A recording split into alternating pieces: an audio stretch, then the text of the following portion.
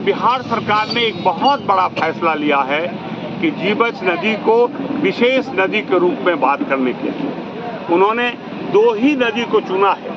एक नेपाल से आने वाली मेची को महानंदा से जोड़ेंगे, जिसका काम शुरू हो गया है।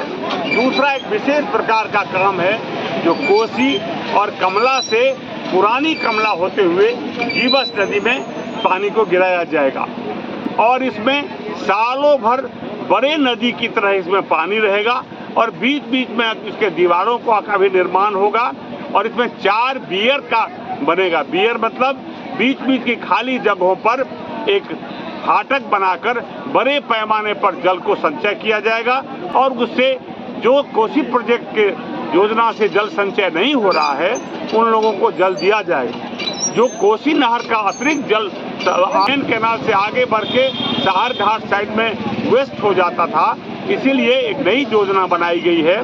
सारे जलों को जीवछ में मोड़ दिया जाएगा और अतिरिक्त जल आगे बढ़ जाएगा। ये अपने आप में ऐतिहासिक निर्णय है और असाधारण निर्णय है और निर्णय बिहार सरकार ने किया है। इसलिए बेनीपट्टी के विधायक के नाते, कलवाही के विधायक के नाते हम भारत के प्रधानमंत्री मोदी जी और नीतीश कुमार जी के प्रति आभार व्यक्त करते हैं कि इसके लिए आपने 426 करोड़ रुपए आवंटित किए हैं। एक बड़ी योजना जीवछ पर बनेगी। आने वाले दिनों में ये इलाका एक बहुत महत्वपूर्ण इलाका में परिवर्तित हो जाएगा। उसका कारण है कि एक NH जो आमस से लेकर जयनगर जाती है वो बिहार का उत्तर दक्षिण कॉरिडोर है, दरभंगा तक बन गया है।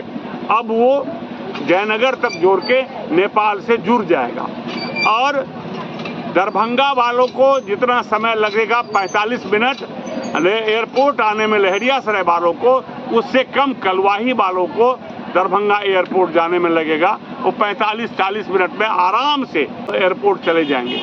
ये सुविधा हो जाएगी।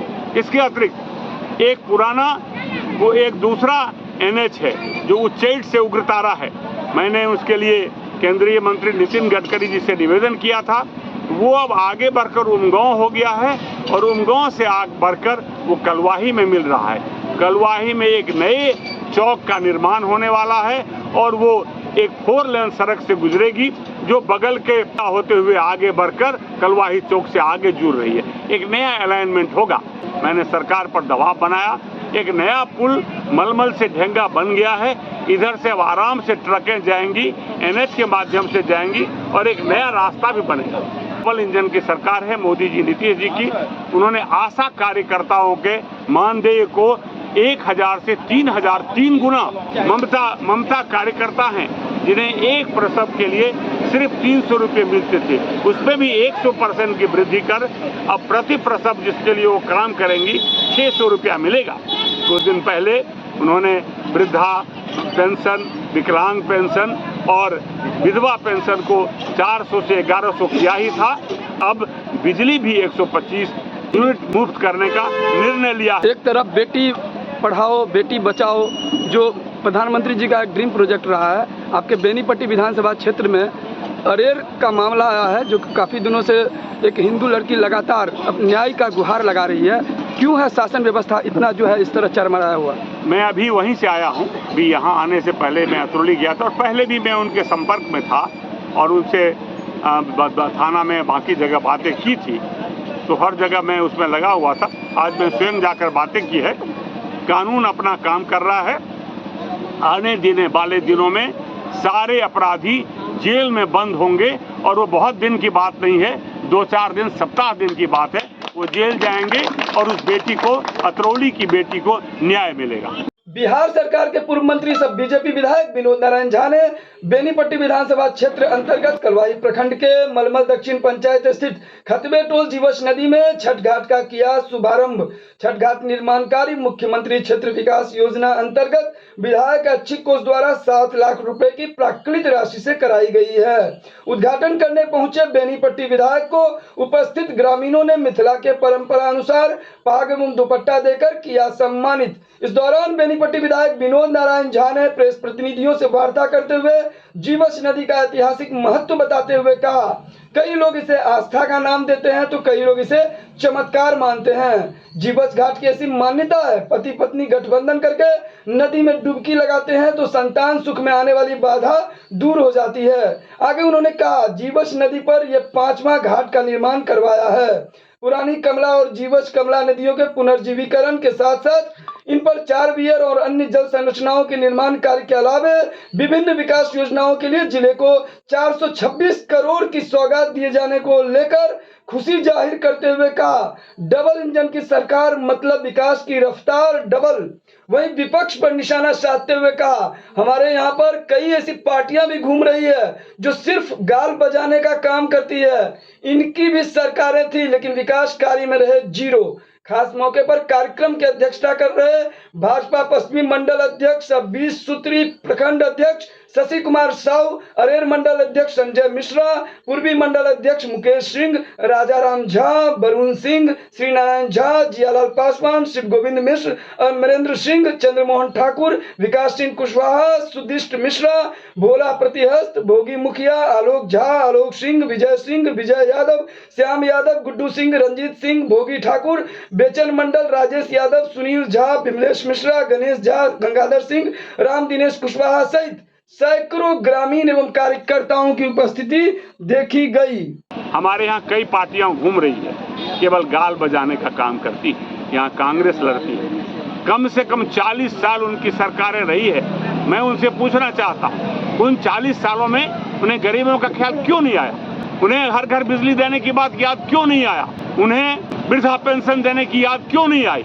और आज बड़ी बड़ी बातें करते हैं। तेजस्वी हताशे में है, वो नए नए रास्ते निकाल रहे हैं। मैं उनसे पूछना चाहता हूं, आपकी तो 15 साल माता पिता की सरकार थी, पूछिए क्या अति पिछड़ों को आरक्षण मुखिया में उनकी सरकार ने दिया? क्या जिला परिषद में उनकी सरकार ने आरक्षण दिया? अति पिछड़ों को, गरीबों को यदि कोई आरक्षण दिया है तो नीतीश कुमार और नरेंद्र मोदी की सरकार ने ही दिया है। लालू यादव तो सिर्फ परिवार के लोगों को आरक्षण दिया। उनकी पत्नी विधान परिषद की नेता है, बेटा तेजस्वी विधानसभा में नेता प्रतिपक्ष है, अपने राष्ट्रीय अध्यक्ष है, एक बेटी सांसद है। तो आरक्षण की लड़ाई उनका झूठ है।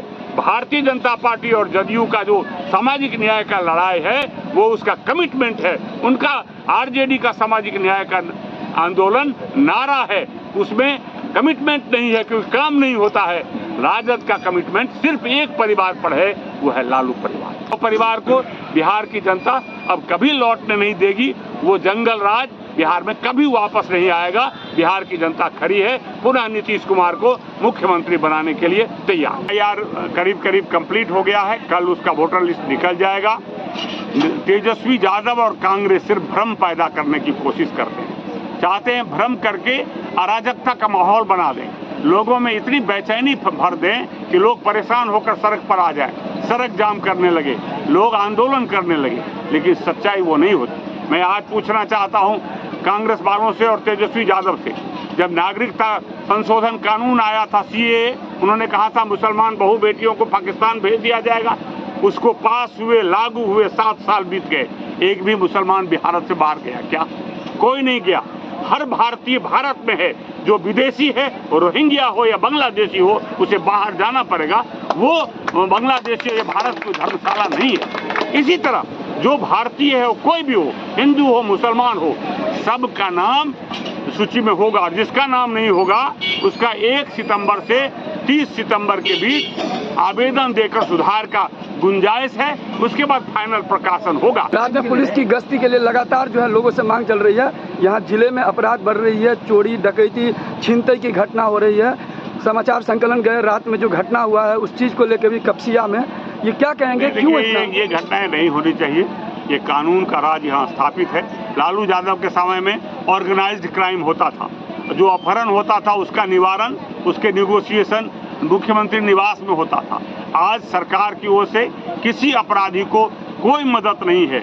जो अपराध करेंगे कानून के शिकंजे में आएंगे, जो अपराध जिस तरह का करेंगे उनको उसी तरह की सजा मिलेगी।